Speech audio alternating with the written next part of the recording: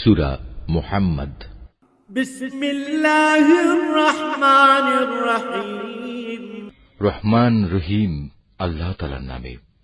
আল্লাযীনা কাফারু ওয়া সাদ্দু আন সাবিলিল্লাহি আযাল্লা আ'মালাহুম।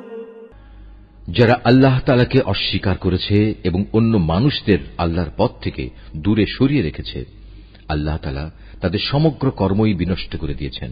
والذين آمنوا وعملوا الصالحات وآمنوا بما نزل على محمد